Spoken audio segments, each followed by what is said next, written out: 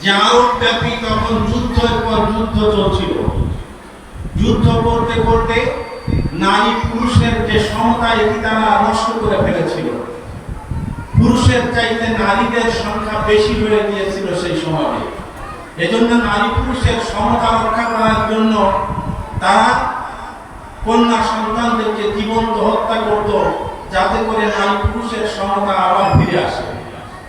সে যাই হোক, আমি বলছিলাম সেই কথাটি যে সেই সমাজে নারীদের এত বেশি অমর্যাদা করা হতো, তাদেরকে এত বেশি অপদস্থ করা হতো, তাদের কোনো অধিকার ছিল না বলে সেই সমাজে নারীরা এত বেশি অবহেলিত ছিল বলে তারা নিজেদের কন্যা সন্তানদেরকে তারা জীবন্ত হত্যা করত।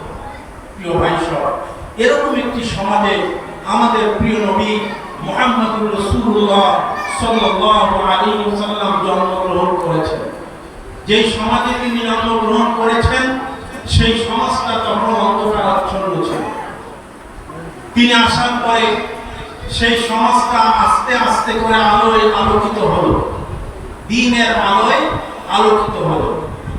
রাসূল করিম সাল্লাল্লাহু আলাইহি ওয়াসাল্লামকে আল্লাহ তাআলা হেদায়েতের নূর দান করেছিলেন, লিইয়ুযহিরাহু আলা দ্বীনি কুল্লিহি। আল্লাহ তাআলা বলছেন সেই আলো দিয়ে তিনি মানব রচিত সকল মতাদর্শকে উৎখাত করে আল্লাহ দেওয়া জীবন ব্যবস্থাকে তিনি প্রতিষ্ঠিত করেছিলেন। এভাবে তিনি একটি অশান্ত সমাজকে সুরক্ষিত করে একটি শান্তিপূর্ণ সমাজ ব্যবস্থা গড়ে তুলতে সক্ষম হয়েছিলেন।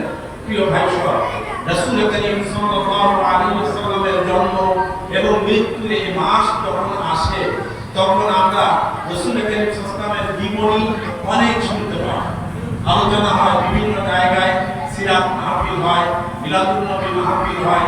আজকে আমাদের এখানে মিলাদ মাহফিল হচ্ছে, আমাদের এখানে আজকে দোয়া মাহফিল হচ্ছে, কিন্তু দুঃখজনক বিষয় হচ্ছে আমাদের উপস্থিতি খুবই কম। আমাদের বাইরে থেকে মেহমান এসেছে, আমাদের মাওলানা তামিম হুসাইন সাহেব, তিনি একটু পরেই আমাদের মাঝে আসবেন, মসজিদে আগমন করবেন। তিনি এসে যদি এরকম দৈন্যতা দেখেন তাহলে আমাদের মাথায় হেঁটে হবে না বলেন।